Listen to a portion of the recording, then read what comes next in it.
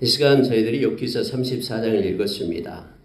욥기서 34장은 계속해서 엘리후의 말로 이어지는데요. 원래 엘리후가 32장부터 37장까지 얘기를 하죠. 근데 그 엘리후의 말을 이렇게 좀 분석하고 나누어 보면은 이제 4번에 걸쳐서 이렇게 말을 하기 시작합니다. 오늘은 이제 두 번째가 되고요. 그러니까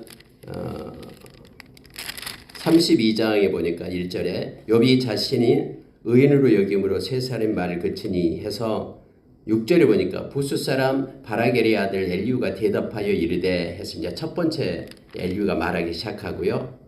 또 침묵하고 있으니까 이제 오늘 34절에 엘리후가 말하여 이르되 두 번째로 이제 연설을 또 자기 논쟁을 주장하고요. 35장에서도 이제 세 번째 엘리후가 말을 이어 이르되 이렇게 되고요. 36장에서도 엘리후가 말을 이어 이르되 그리고 37장은 이제 36장과 연결해서 그렇게 해서 4번에 걸쳐서 엘리후가 말을 하죠. 그러니까 실제적으로 보면은 욥의 세 친구들이 있었습니다만은 그들이 3번씩 돌아가지만은 소발은 2번만 했고요. 다음에 엘리바스하고 빌다스는 3번씩을 했죠. 그러니까 말을 제일 많이 하는 사람이 이 엘리후입니다. 네, 여러분, 엘리후의 말을 우리가 쭉 묵상을 하면은요, 크게 어떤 그릇된 것이 없다라는 걸 알게 됩니다. 물론 이제 전제적인 조건으로 우리가 욥의 상태를 알고 있기 때문에 그렇습니다만은 그리고 다음에 하나님께서도 엘리후에 대해서는 그렇게 책망을 하지 않는 모습을 알게 됩니다. 어쨌든 여러분, 우리가 이 말씀을 우리 자신이 받게 되면은 우리에게 큰 은혜가 주어지게 됩니다. 여러분 34장에서 엘리후가 두 번째 말을 할 때 이렇게 말합니다. 3절에 보십시오. 입이 음식물의 맛을 분별한 같이 귀가 말을 분별하나니 우리가 정의를 가려내고 무엇이 선한가 우리끼리 알아보자 하면서 욥이 했던 말을 일부를 들추어내어서 이제 그것을 자기가 가지고 있는 그러한 관점을 통해서 엘리후가 말을 하는 걸 보게 됩니다. 음식물의 맛은 입이 구별을 합니다. 그리고 듣는 말은 귀가 구별한다라는 표현을 써서 엘리후가 나타내고 있는데요. 만약에 입이 맛을 구별해내지 못한다 그러면은 음식물이 엉뚱하게 되겠죠. 소금이 엄청나게 쳐질 것이고 아니면은 다른 이상한 것들이 이렇게 쳐지게 되겠죠. 코로나 때문에 이렇게 입맛을 잃어버리고 이런 분들 있었잖아요. 또 기간이 되면 또 돌아왔지만은 어쨌든 여러분 소금이 맛을 잃으면 아무데도 쓸데가 없다라고 우리 주님께서 이렇게 산상수훈에서 말씀합니다. 그래서 단지 밖에 버리워지고 밟힐 뿐이다라고 사람들의 발에 밟힐 뿐이다라고 말하죠. 그러니까 그 존재 이유를 우리가 잃어버리면 세상의 모든 원리가 이와 같다라는 거예요. 원래 입은 이렇게 맛을 분별해낼 수 있는 능력을 가지고 있어야 되죠. 귀도 마찬가지고요. 그런데 영적인 것을 우리가 분별해낼 수 있으려면은 성령이 아니고서는 분별해낼 수가 없다라고 고린도전서 2장 8절 이하에서 가르쳐줍니다. 그래서 세상은 성령에 대해서 알지도 못하고요. 또 오히려 그것을 갖다가 이렇게 비난하고 또 가볍게 여기고 무시하고 버린다라고 얘기합니다. 근데 여러분, 저와 여러분에게 성령님이 안 계시면은 우리는 크리스천이 아니죠. 로마서 8장 9절의 말씀처럼요. 그래서 모든 하나님의 일과 하나님의 마음과 하나님의 뜻, 이 모든 것들을 구별해 내시는 분이 바로 성령님이심을 성경 우리에게 가르쳐줘요. 하나님의 영이 아니고서는 하나님의 그 깊은 것을 누가 알냐라고 우리에게 말합니다.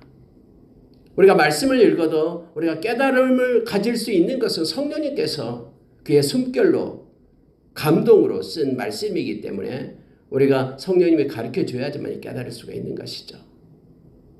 그래서 우리는 성령님 없이는 살아갈 수 없는 존재임을. 그래서 우리가 구원의 날까지 성령 안에서 우리가 인침을 받은 자이고 우리에게 임한 하나님의 나라는 성령 안에 있는 것이고 우리가 세상 떠날 때에도 성령님께서 우리에게 보증이 돼서 하나님의 나라를 상속받을 수 있도록 성령께서 증인이 되신다라고 말하고 있잖아요. 저와 여러분이 그래서 성령 충만해야 될 이유가 있음을 성경을 가르쳐줘요. 근데 우리는 육신의 연약함을 또 가지고 있잖아요. 그래서 우리가 우리의 정욕을 따라 살려고 하는 그러한 죄성이 우리 가운데도 있다라는 거예요. 갈라디아서 이제 5장을 보면은 그래서 우리가 육체를 쫓지 말고 성령을 쫓으라라고 말하고 있는 거예요.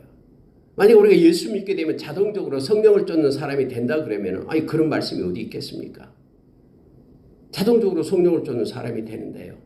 그런데 그렇게 하지 않는다라는 거예요. 그래서 우리가 힘써 성령의 충만함을 구하고 성령을 쫓는 삶을 살아야지만이 성령의 활동이 우리 가운데서 일어나고 그로 인하여 성령의 열매들이 우리에게 맺혀짐을 갈라디아서 5장 22절 13절에서 가르쳐주고 있죠.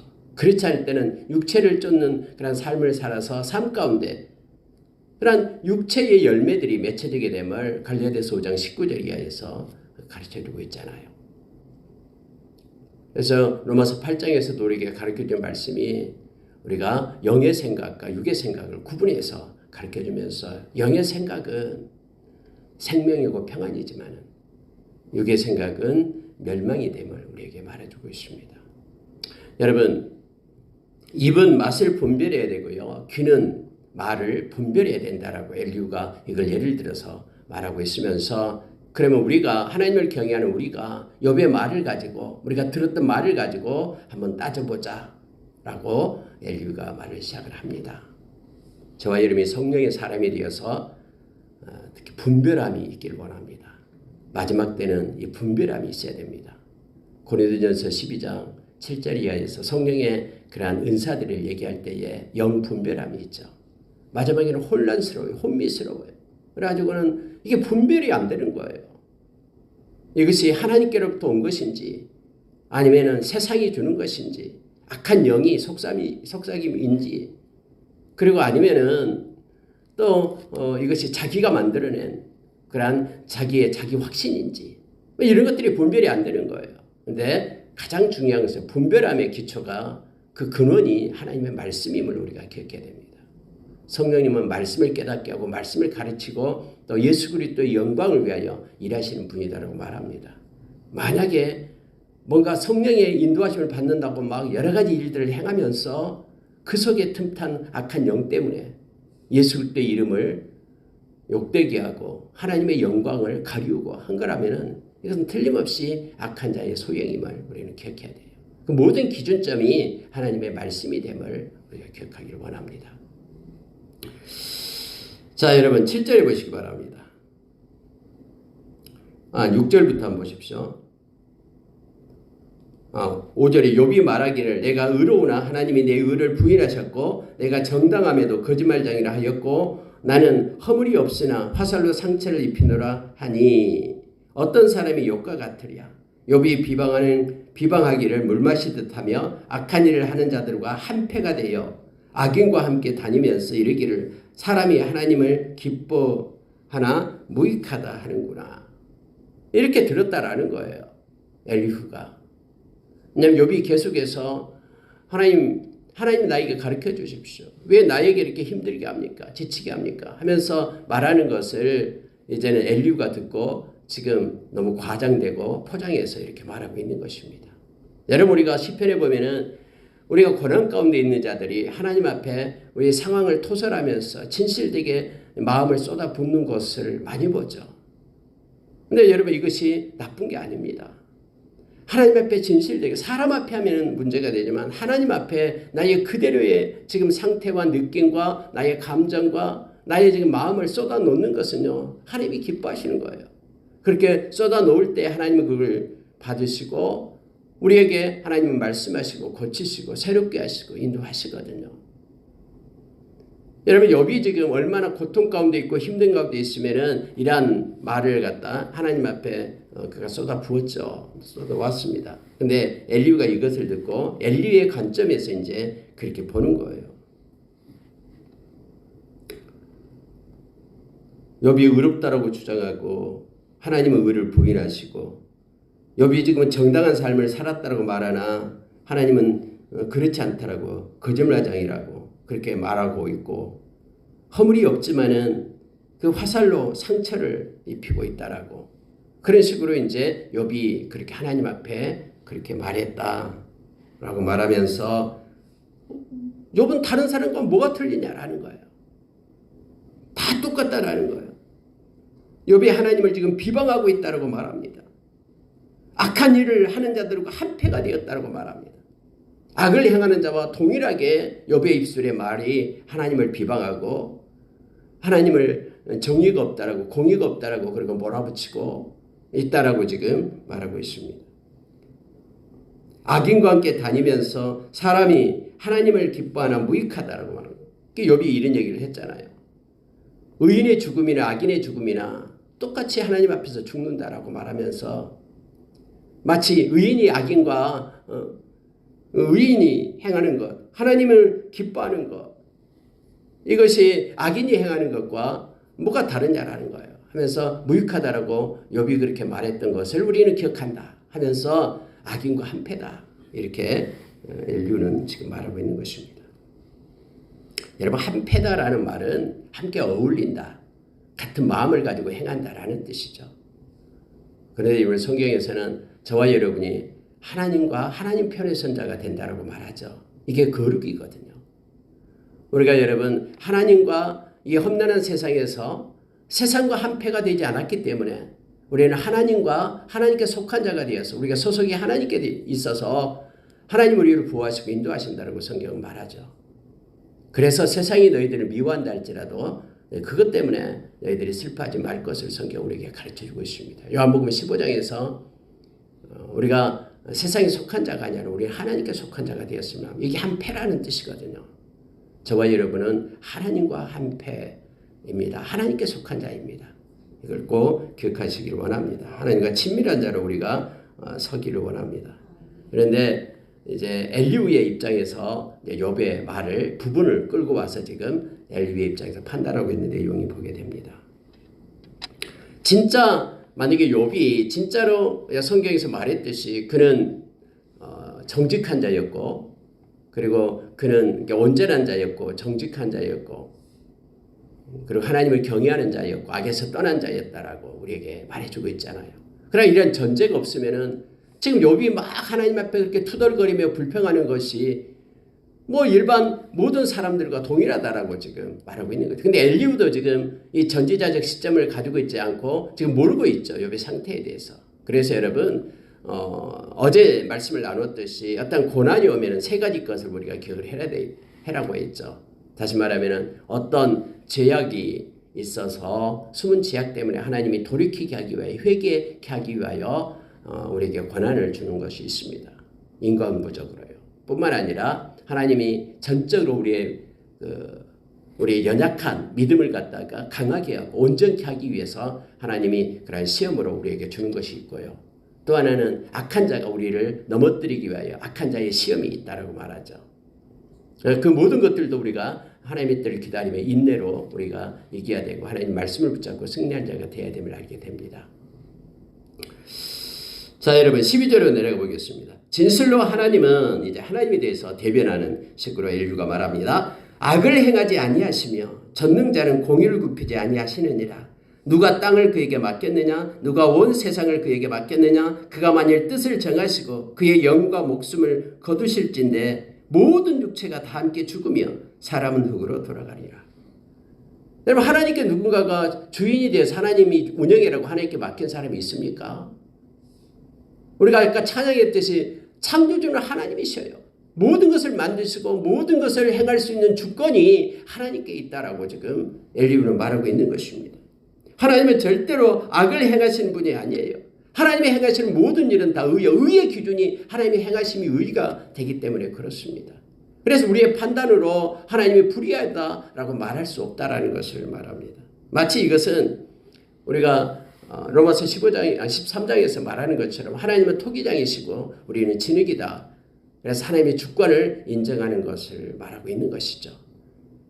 그릇이 그 만드는 토기장이에게 왜 이렇게 만들었냐라고 항의할 수 있느냐 이거예요. 동일하게 하나님은 악을 행하지 않으시고요. 공의를 굽히지 않으신 분이 하나님이시다. 전지하시고 공의로우신 분이 우리 하나님이 되신 분이 너무나 잘 알잖아요. 이 공의로운 하나님 때문에 우리는 너무너무나 기쁜 거예요. 그래서 때로는 우리가 애매한 고난을 받아도 공의로운 하나님 때문에 기억하면 넉넉히 견딜 수 있는 힘을 얻는 거예요. 우리의 권리가 박탈되고 우리의 견류가 손상을 입어도 이걸 다 보고 계시는 공의로우신 하나님 때문에 우리가 그 순간을 이기고 버틸 수 있는 힘을 공급받는 거예요. 진실하시고 공의로우신 하나님이 너무 좋아요. 그러나 악한 자는 반대겠죠. 공의로운 하나님이 무섭겠죠. 심판의 자리에 서야 되니까요. 마땅히 그 대가를 받아야 되니까요. 그러나 정직하게 행하는 자에게는 공의롭고 진실하신 하나님이 너무너무 좋으신 거예요. 그래서 우리는 이 세상으로 끝나는 것이 아니라 반드시 하나님 앞에 심판이 있음을 성경은 곳곳에서 말해주고 있잖아요.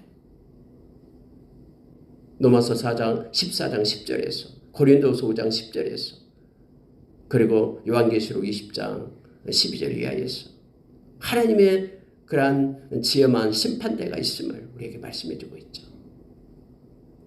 하나님이 만일 뜻을 정하시면 그의 영과 목숨을 거두신다고 말합니다. 그래 우리가 가고 싶어서 이 세상 떠나고 천국 가는 거 아니잖아요. 하나님이 부르면 불리하지만 가는 거예요. 아무리 착하고 의를 행한다고 우리의 행위로 그래서 구원받을 수 없음을 성경은 말하고 있는 거죠. 하나님의 주권 속에 있는 거예요. 저와 여러분이 구원받는 것은 전적인 하나님의 은혜입니다. 그래서 우리가 에베소서 2장 8절 이하에서 우리가 믿음으로 인하여 하나님의 은혜로 구원을 받았다고 말합니다. 아니 우리가 믿었기 때문에 이것이 우리의 조건이 아닙니까? 라고 말하는 이들이 있어요. 이런 믿음까지도 하나님이 주신 것입니다. 그래서 우리로 하여금 하나님의 불가항력적인 하나님의 은혜가 우리 가운데 임해서 너는 내 것이라 택해 주신 그 주님을 우리가 찬양하며 경배하기를 원합니다. 15절에 보니까 모든 육체가 다 함께 죽으며 사람은 흙으로 돌아가니라 해서 하나님 때에 하나님께서 부르시면 안 갈 자가 없다라고 지금 엘리야는 말하고 있습니다. 그러면서 여러분 19절 보십시오. 고관을 외모로 대하지 아니하시며 가난한 자들 앞에서 부자의 낯을 세워주지 아니하시나니 이는 그들이 다 그의 손으로 지으신 바가 됨이라. 하나님께서는 다 고관을 지었던 이 땅에서 존귀하게 보이는 자를 또 이 땅에서 가난하게 보이는 자를 모두가 다 하나님이 지었거든요. 그래서 하나님이 주권자 되시고 그 주권을 인정하는 것이죠. 그래서 아무리 고관이라도 사람은 고관들 앞에 쩔쩔매지만 하나님은 그렇지 않다라는 거예요. 부자들 앞에서 세상 사람들 부자 이 돈이 힘이기 때문에 쩔쩔매고 그러지만은 하나님은 그렇지 않다라는 거예요. 가난한 자들 앞에서 부자의 낯을 세워준 이 체면을 세워주고 이렇게 권세를 인정해주고 이게 없다라는 거예요. 하나님은요. 왜요? 하나님이 다 지었기 때문에. 하나님 편은 아무것도 아니기 때문에. 엘리야의 관점을 우리가 기억하기를 원합니다. 그래서 저와 여러분이 이 세상을 살아갈 동안에요. 하나님의 자녀됨에 대해서 우리가 이 하나님의 이 아이덴티티, 자녀라는 이 정체성을 가지고 살아갈 때 우리는 언제나 당당한 거예요. 대통령 앞에 있거든 아무리 가난하고 초라해 보이는 사람 앞에 있든 우리는 어느 순간이나 하나님의 자녀로서 우리가 살아가기 때문에요. 당당하고 힘있게 우리가 믿음의 행진을 할 수 있음을 우리가 기억하기를 원합니다. 21절 내려가면은요. 그는 사람의 길을 주목하시며 사람의 모든 걸음을 감찰하시나니 행악자는 숨을 만한 흑암이나 사망의 그늘이 없느니라. 하나님은 사람을 심판하시기에 오래 생각할 것이 없으시니 세력 있는 자를 조사할 것이 없이 꺾으시고 다른 사람을 세워 그를 대신하게 하시느니라. 욥이 하나님을 보는 관점이에요. 하나님께서는 늘 사람의 길을 주목하고 있다라고 말합니다. 맞습니다. 특히 하나님은 하나님의 백성을 눈동자처럼 기억하시면서 시선을 고정시키시죠. 하나님의 관심은 온전히 하나님의 백성에게만 있는 거예요. 그래서 여러분 사람의 길을 주목하시고요. 걸음을 감찰하신다. 주목하시고 감찰하시는 하나님. 근데 하나님의 백성에게는 무서운 하나님이 아니잖아요. 우리가 여러분 손주들을 보면은 알잖아요. 아직까지 손주가 없으신 분들은 빨리 손주를 어떻게든 기도해가지고 여러분 손주들은요. 그가 행하는 일을 보면은 아무리 때로는 울고 투정 부린 것까지도 기분을 기쁘게 하잖아요. 하나님이 지금 하나님의 백성을 향해서 하나님은 우리의 죄를 찾기 위하여 감찰하신 분이 아니에요. 하나님은 우리를 주목하고 보시는 것이 혹시 제가 나쁜 짓을 하나 하면서 그런 경찰의 눈으로 보는 게 아니에요. 하나님은 그냥 하나님의 자녀, 그래서 너무너무 사랑스럽고 존귀해서 내가 내 아들의 핏값으로 산 보배로운 존재여서 그래서 그냥 사랑스러운 눈으로 보고 계시는 거예요. 그래서 조그마한 그런 선을 행할 때도 너무 기뻐서 춤추시는 하나님을 우리가 기억해야 돼요. 근데 여러분, 하나님의 백성이 아닌 하나님을 대적하고 하나님을 경외하지 않는 그들에게는요, 하나님의 지혜만 심판이 있음을 기억하고 또 그들 향해서도 하나님의 긍휼이 또 부어지잖아요. 만약에 하나님의 긍휼이 그들에게 부어지지 않는다면은 아마 똑같은 집이 있어도 이거 하나님의 자녀 집, 또 하나님을 대적하는 집하고는 여기에는 햇빛을 주고 여기에는 깜깜함을 주고 비도 이쪽에만 내리게 하고 이쪽에는 마르게 하고 그래 하나님 그렇지 않잖아요. 악인의 논에도 피를 뿌리시는 하나님의 긍휼이 있잖아요. 그러니까 하루가 천년같이 천년이 하루같이 기다리고 계시는 그 이유가 뭐냐면은 회개하고 돌아와서 그 생명이 구원받기를 원하시는 것이 하나님의 심을 알게 합니다. 그래서 우리 주님께서 한 생명이 회개할 때 천국에서는 잔치가 벌려진단 말이 그거예요. 이 하나님의 이 깊은 마음을 우리가 아는 은혜가 있기를 원합니다. 그래서 구령의 열정이 그래서 중요한 겁니다. 그래서 하나님이 일선에 나가서 하나님의 생명의 말씀을 증거하고 있는 선교사들이 얼마나 존귀하고 보배로운 존재인가를 알게 하는 거예요. 천국 복음이 모든 만민에게 증언되어야 그제야 끝이 오리라라고 마태복음 24장 10절에서 말씀하신 그 이유를 우리가 알게 되는 거예요.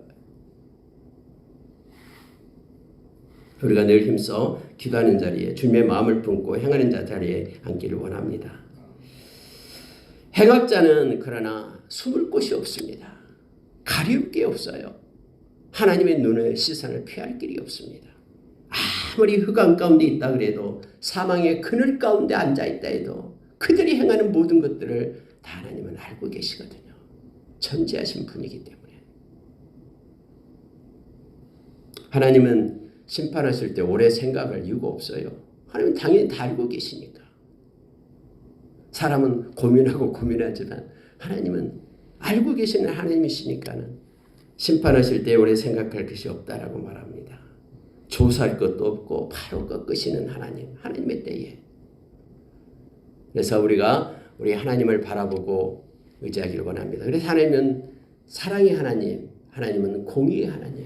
이 두 가지가 서로 움직이고 행해짐을 알게 됩니다. 십자가가 바로 그것이잖아요. 우리를 사랑하는 것이 그 십자가고요. 또 심판이 집행되는 공의가 집행되는 것이 바로 십자가입니다. 자, 여러분 28절로 내려가겠습니다. 그들이 이와 같이 하여 가난한 자의 부르짖음이 그에게 상달하게 하며 빈궁한 사람의 부르짖음이 그에게 들리게 하느니라. 가난한 자의 부르짖음이 그리고 빈궁한 사람의 부르짖음, 이것이 하나님은 듣는다라고 성경에 말해주고 있죠. 그러니까 어떤 이유가 어떤 조건이든 상관없이 우리가 늘 얘기를 합니다만, 그래서 가난한 자의 옷을 볼모로 잡았다 그러면 해가 지면 돌려주라라고, 갚지 않아도. 왜냐하면 밤에 그들이 찬짓을 맞으면서 하나님 앞에 부르짖게 되면 하나님 그 기도 들으신다라는 거예요. 29절입니다. 이제 이걸 엘리야가 말하는데요. 주께서 침묵하신다고 누가 그를 정죄하며 그가 얼굴을 가리신다면 누가 그를 배울 수 있으랴. 그는 민족에게나 인류에게나 동일하시니 이는 경건하지 못한 자가 권세를 잡아 백성을 올가매지 못하게 하려 하심이니라. 지금 여러분 욥이 하나님 앞에 지금 큰 소리로 외치고 하나님 앞에 지금 재판장으로 하나님을 증인으로 끌어내시고 하는 이유가 뭐냐 그러면은 침묵하시는 하나님 때문에 그렇잖아요. 하나님 왜 가만히 있습니까? 하나님 좀 말 좀 해주세요. 내가 왜 이런 처지에 이르게 됐습니까? 라고 하는데 엘리야는 이걸 보면서 아니 하나님이 침묵했다고 해서 그건 하나님 마음이다라는 거예요. 누가 그를 정죄할 수 있느냐? 내가 봤을 때는 욥 너가 지금 하나님을 정죄하고 있다라고 지금 엘리야는 보고 있는 것이죠. 그리고 하나님께서 얼굴을 가리신다면 누가 그를 배울 수 있겠느냐? 하나님의 얼굴을 돌려서 우리를 향하게 하시니까 우리가 하나님의 얼굴을 배울 수 있는 게 아니냐 하면서 욥을 책망하고 있는 모습을 보게 됩니다. 하나님 앞에 경건하지 못한 자가 권세를 잡아 백성을 올가매지 못하게 하람이라라고 이제 엘리후가 더 확장을 시키죠. 악한 자가 일을 행할 때 하나님은 침묵하시고 그들에게 얼굴을 돌리신다라고 말합니다. 그러면은 그들이 그 악한 자가 권세를 가지고 그들이 이렇게 죄에서 돌이키고 하나님을 향하게끔 하기 위해서 하나님 때로는 침묵하신 거 아니냐 하고 엘리후가 지금 말하고 있음을 보게 됩니다. 여러분, 하나님께서는 우리를 향하여 얼굴을 향하고 계시죠. 민수기서 6장 24절에서 27절을 보면은 제사장들에게 그렇게 기도하라라고 말합니다. 저와 여러분이 왕같은 제사장이고 거룩한 제사장됨을 베드로 사도는 베드로전서 2장에서 우리에게 말씀해 주고 있잖아요. 그래서 우리는 마땅히 이 기도를 해야 됩니다. 민수기서 6장 24절 27절 기도예요. 이건 뭐냐면 세 가지가 나오잖아요. 하나님, 저들에게 얼굴을 돌리사, 저들에게 하나님의 얼굴을 향하게 하사, 이게 맞아요. 하나님의 지키심의 복을 주십시오. 하나님, 저들의 얼굴을 보시고 하나님의 얼굴을 저들에게 있게 하사 하나님의 은혜를 베풀어 주십시오. 하나님의 평강을 주십시오. 이 세 가지 복을 기도하라라고 이렇게 성경 우리에게 가르쳐주고 있죠. 그래서 우리가 우리의 자녀들을 위해서 많은 축복 기도를 하는 우리가 되길 원합니다. 하나님의 얼굴을 비춰달라고, 하나님의 얼굴이 함께 해달라고, 기도가 우리에게 복이 됨을 알게 됩니다. 33절 보고 마치겠습니다. 하나님께서 그대가 거절한다고 하여 그대의 뜻대로 속전을 치르겠느냐? 그러면 그대가 스스로 택할 것이요 내가 할 것이 아니니 그대는 아는 대로 말하라. 하나님께서 그대가 거절한다고 해서 하나님이 이런저런 일을 행하시는데 나 그거 받기 싫다고 해서 하나님께서 속전을 치르겠느냐라고 말합니다. 그대의 뜻대로 속전을 치르시겠느냐. 근데 여러분, 우리가 잘 알다시피 하나님이 우리를 위하여 속전을 치러주셨잖아요.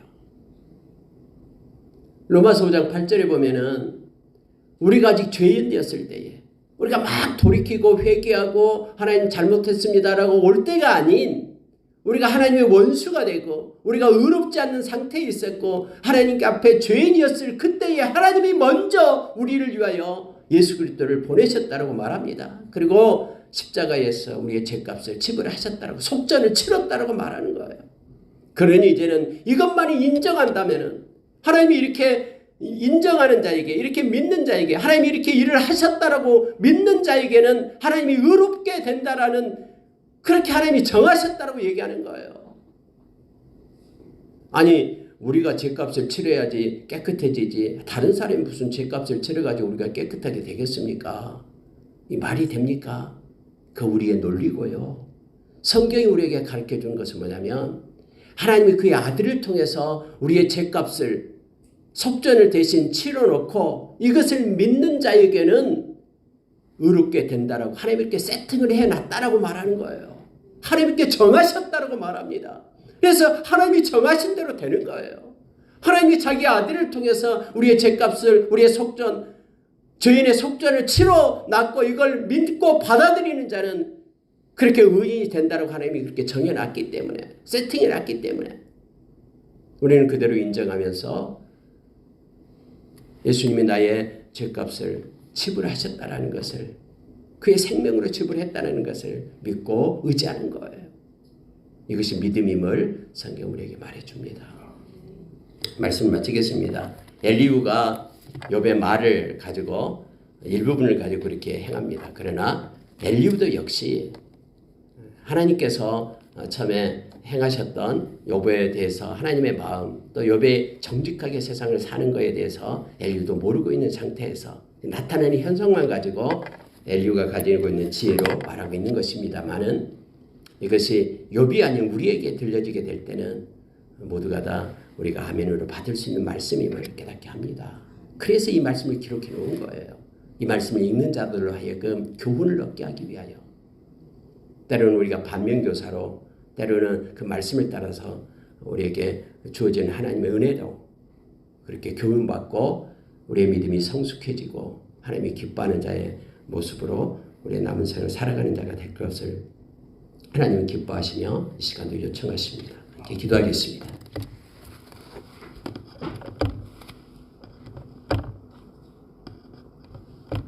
오.